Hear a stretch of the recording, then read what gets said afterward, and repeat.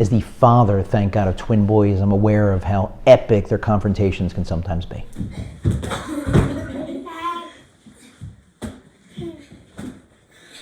But there's nothing like the confrontation between Yaakov, Jacob, and his twin brother Esav at the beginning of this week's Torah portion.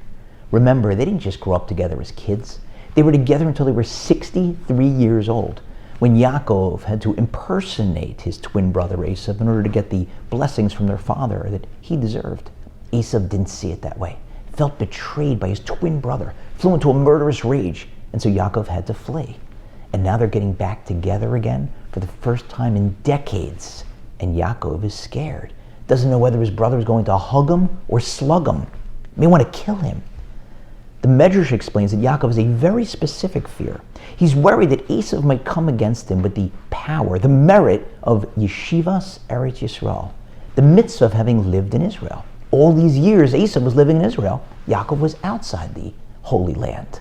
But one second, one commentator asks, is that really a worry? Esav's, in Israel, committing acts of murder and idolatry and immorality. Yaakov, granted, is outside the land, but he's observing the commandments even before the Torah is given. Does he really have to worry?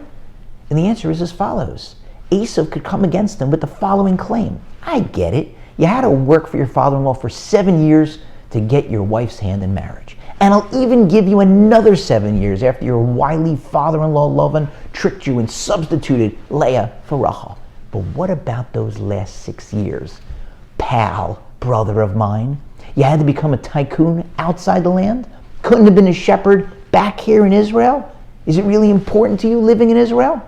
Which begs the question, why did Yaakov wait those extra 6 years? You see that after Yosef was born, at the end of the 14 years, he was ready to come back. Asked Lavan permission to come back. Look carefully at exactly how Lavan responded to that request. He said, I have divined that God has blessed me because of you. It must have been awfully difficult for the righteous Yaakov, the patriarch, to have the evil Lavan as his father-in-law. He no doubt expended all sorts of time and energy trying to convince Lavan to repent his evil ways.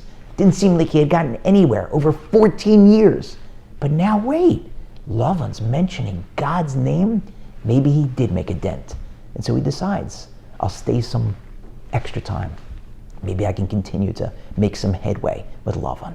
And so when he prepares for the reunion with his twin brother whom he hasn't seen in decades, he sends a message to Esav. Im Lavan Garti. I lived with Lavan.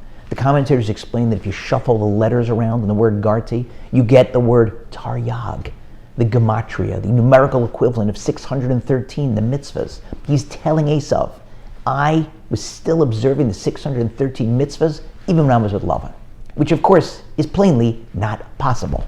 First of all, one person can't observe all 613. Second, many of them can only be performed in the land. So what's he saying? Here's what he's saying according to this commentator. He's telling Esav, you may think that I abandoned the land. You may think that I gave up on it. Au contraire, not a day went by when I wasn't thinking about the 613 mitzvahs, observing the ones that I could observe outside the land and waiting for the chance to get back into the land to observe them here, particularly the ones that I can only do while here. My heart was here the entire time, never wavered, never once did I take my mind off of the Holy Land. And yet, he was still worried.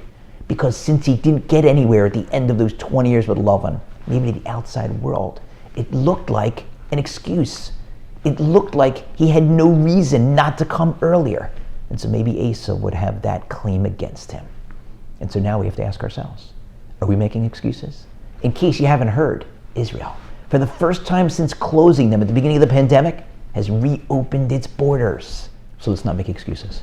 Let's get on a plane, at least to visit, if not to stay longer.